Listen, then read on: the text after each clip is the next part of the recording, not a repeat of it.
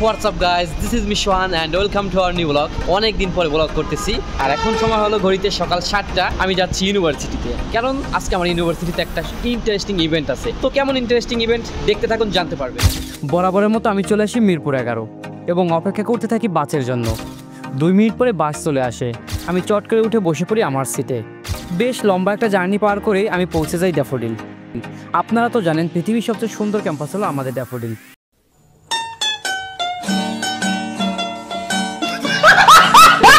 এত সুন্দর ক্যাম্পাস আমার মনে হয় না মঙ্গল গ্রহেতেও ফিউচারে কেউ বানাতে পারবে। এরপরে আমি চলে যাই আমার প্রিয় ডিপার্টমেন্টে, department of innovation and entrepreneurship. গিয়ে দেখি এখনো কেউ আসেনি, আমি প্রথম ছাত্র। ফাইনালি আমি এখন আছি পৃথিবীর সবচেয়ে উঁচু 14 তলাতে দাঁড়িয়ে। এখান থেকে পুরো পৃথিবীটাকেই দেখা যায়। আজ আমাদের প্রথমে ছিল ম্যানেজমেন্ট ক্লাস। তো সবাই মিলে ক্লাসে চলে আসি এবং একত্রে ক্লাস করার পরে আমরা সবাই মিলে চলে যাই স্টুডেন্ট লাউঞ্জে, কারণ এখানে ফিউচার এন্টারপ্রেনার্সরা বসিয়েছে বাহারি পণ্যের মেলা। তা আয়োজন করেছে department of innovation and entrepreneurship, নাম দিয়েছে সেলস কম্পিটিশন। ইউনিভার্সিটির সবার প্রিয় দিদি ওয়াসিমা এবং ইমাম দিয়েছে ফ্যাশন শপ। সাশ্রয়ী দামে বিক্রি করতেছে তারা সুন্দর সুন্দর T shirt, full shirt. Tanvir এবং জান্নাতদের টিম নিয়ে বসেছে ঘিয়ে ভাজা বাদাম জিরা, মায়ের হাতে তৈরি বড়ই আচার ও চাদর। ইশরাত, ইয়ারা, দীপ্তি নিয়ে বসেছে নিজের হাতে তৈরি জুয়েলারি, সুন্দর সুন্দর ফুল ও মেয়েদের ড্রেস। বন্ধু এহসান নিয়ে বসেছে তার হাতে তৈরি সুগন্ধি পণ্য। সবাই নিজ নিজ ফিউচার ব্র্যান্ড প্রমোট করতেছে।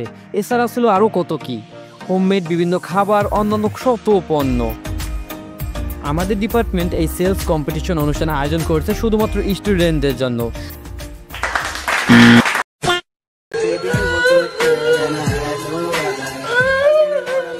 তাদেরকে শিখাচ্ছে মার্কেটে পণ্য প্রেজেন্টেশন এবং মার্কেটে কীভাবে পণ্য সেল করা যায়। আমাদের ডিপার্টমেন্ট আমাদেরকে দিতে চায় প্র্যাকটিক্যাল লার্নিং, কারণ বইয়ের পাতা শিক্ষা জীবনে কোনো কাজে দেবে না, কাজে দিবে বাস্তব অভিজ্ঞতা। সেই অপরচুনিটি তৈরি করে দিয়েছে আমাদের ডিপার্টমেন্ট। সবাই ফেস টু ফেস কথা বলতেছে তার কাস্টমারের সাথে, জানতেছে কেন সে নিবে, আবার জানতেছে কেন সে নিবে না।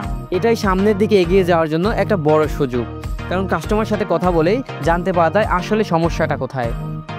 আমার পেজের নাম হচ্ছে রায়া, এটা আপনি ফেসবুকে অ্যাভেলেবল পাবেন যে কোনো কাজে। আমার পেজ হচ্ছে ইনস্টাগ্রামে ফ্লোরাল নিউজ বিডি, এটা ইনস্টাগ্রাম সার্চ দিলে পেয়ে যাবেন। আমার পেজের নাম হচ্ছে renet.bd ইনস্টাগ্রামে। ওকে, থ্যাংক ইউ। একটা গিফট দেন। ব্যাগ হইছে গিফটটা।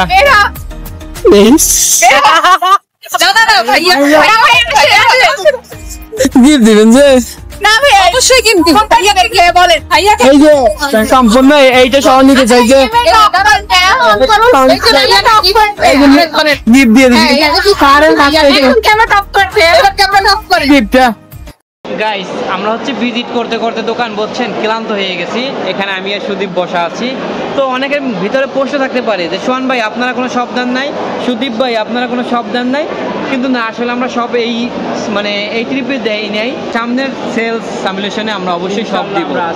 তো অবশ্যই আমাদের সাথে দেখা হবে আমাদের স্টলে, এবং স্টল যখন দিব অবশ্যই আমরা আপডেট দিব।